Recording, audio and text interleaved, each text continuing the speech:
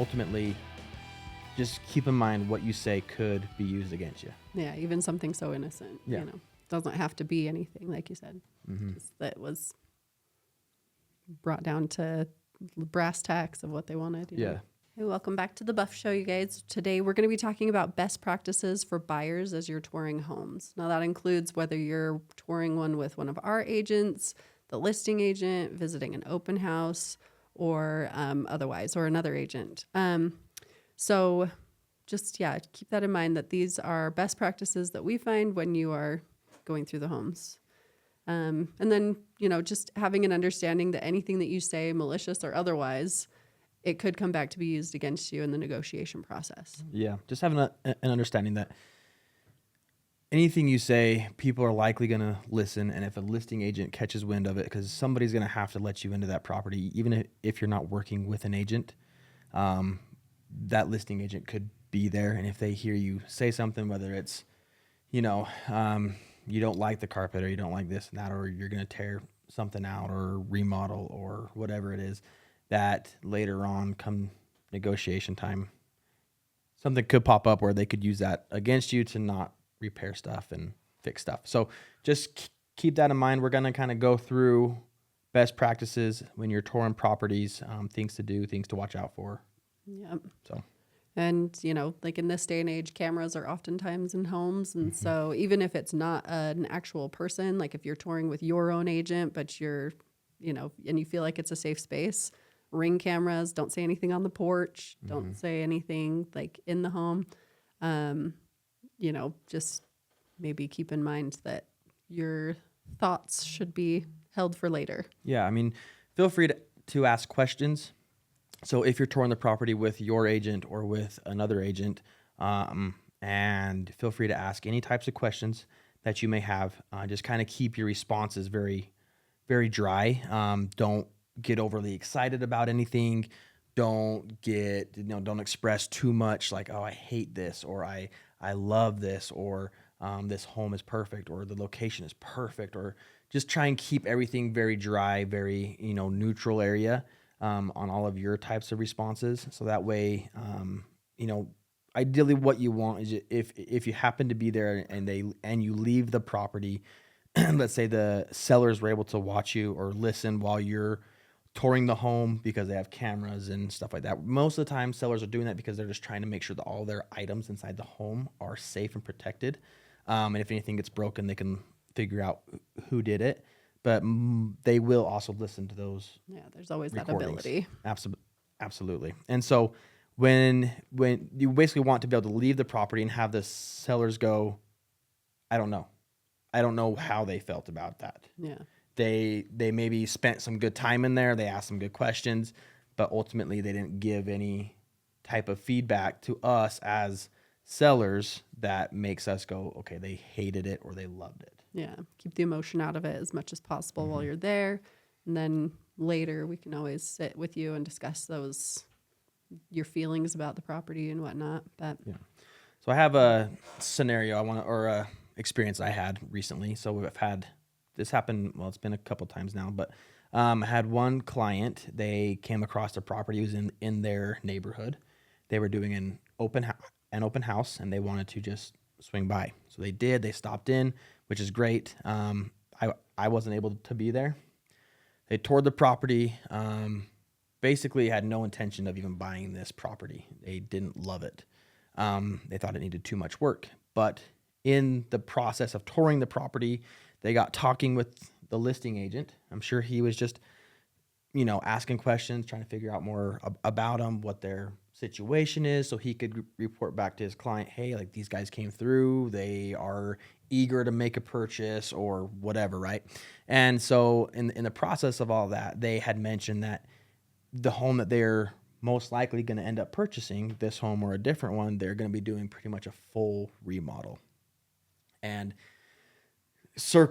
fast forward a couple of weeks, we ended up making an offer on that property and going under contract. And then we do our due diligence and have our inspection and all that type of stuff. And then certain things come back that would require carpet to be removed and certain other parts of the property to actually be removed and then replaced.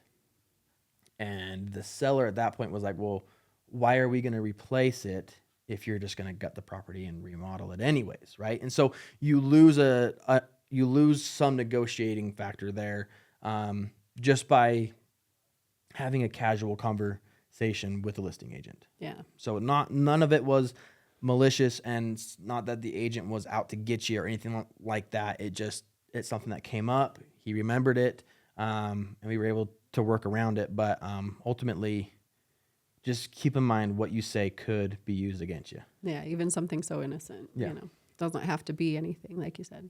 Just that was brought down to brass tacks of what they wanted. Yeah, absolutely. So next, we're going to just kind of talk about things to look for. So if you're not with an agent, so ideally you have an agent who understands what to look for, because the agent, I don't care if you think the house is pretty or not, right? Yeah. It doesn't matter if I think it is. But what matters to me is the roof condition, furnace, HVAC, AC, water heater, electrical, like all that type of stuff. The last thing I want you guys to do is to buy a property that looks really nice, looks really pretty, but underneath all that lipstick is furnace that's 20 years old, AC that's 15 years old, all this type of stuff. So I'll let Whitney kind of talk about that just a little bit. Yeah. So, I mean, like Kate said, we've got certain dates or ranges of ages for all of these items. And so, like those mechanical systems, those are important to really take note of.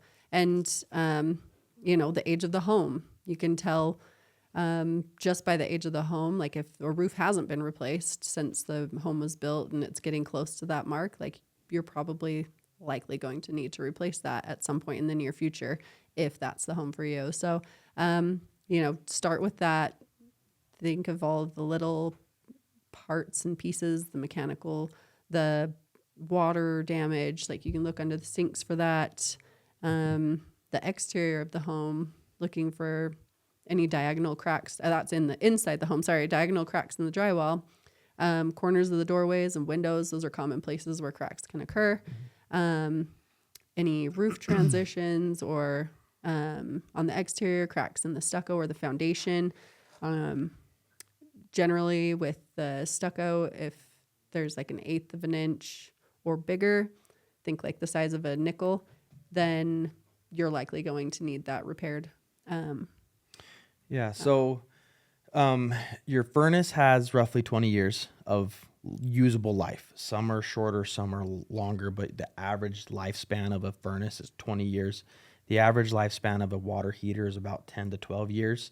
The average lifespan of an AC unit is about 10 to 15 years. I have seen those last 30 years, but it really kind of depends on how often it's used and when it's being used and stuff like that. But anyways, average is 10 to 15. And then your roof is 20 to 25 years. So keep those in mind.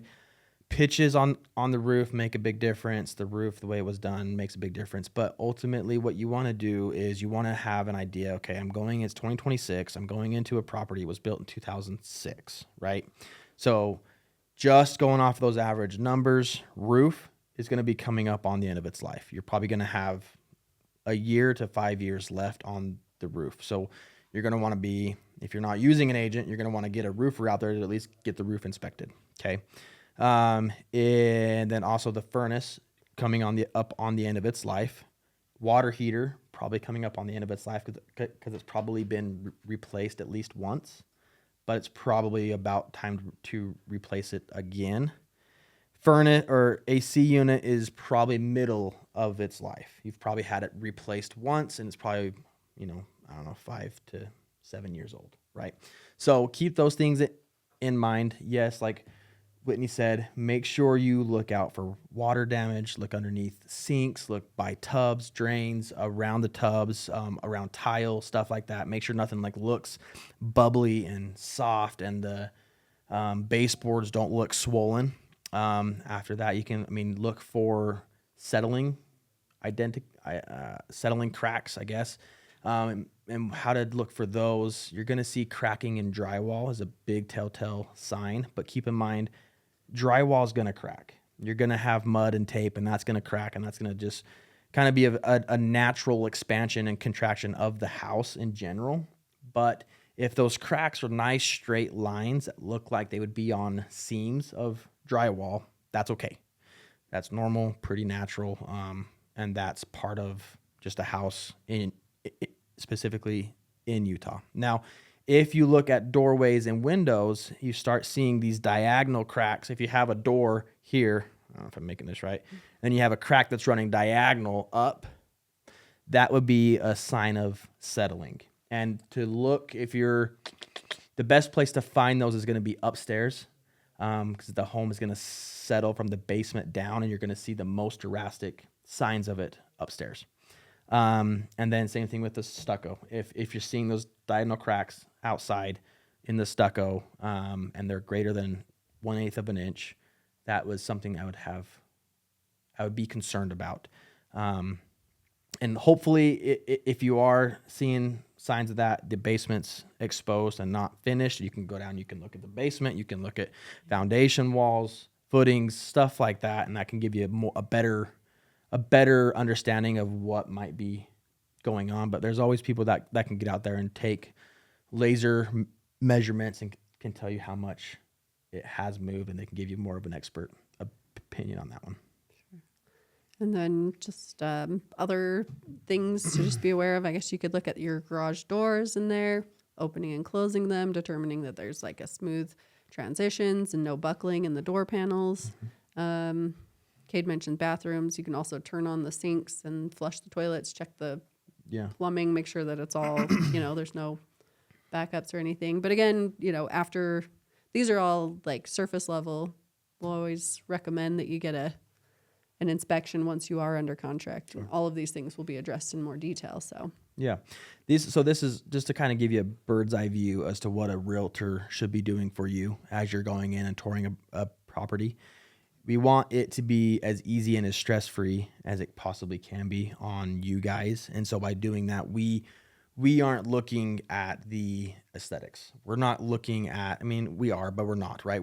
We're not looking at the paint colors, the carpet, the cabinets to make sure that they're good looking, right? We're going to make sure they close and open. We're going to make sure that they're functioning properly. We want to make sure that the home is functionally sound.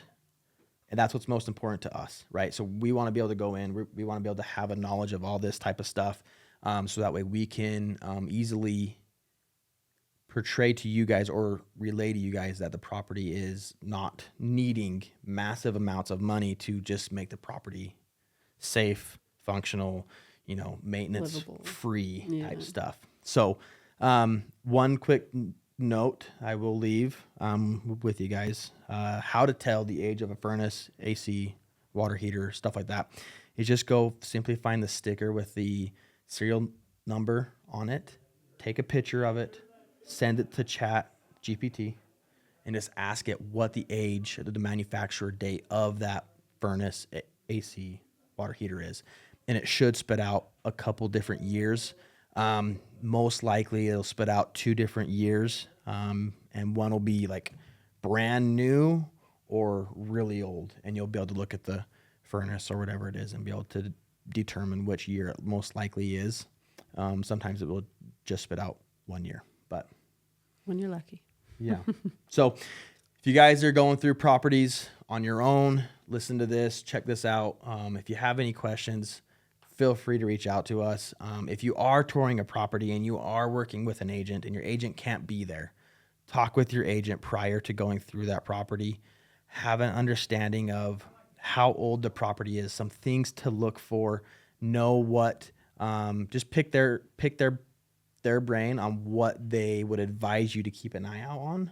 So that way, when you go through the property, you might fall in love with it, but not know that it's got furnace that's old, water heater that's old, AC that's old, and roof that's bad, and all kinds of stuff, right? So want you to be able to go through and determine that the home is a nice, sound, fairly low maintenance house.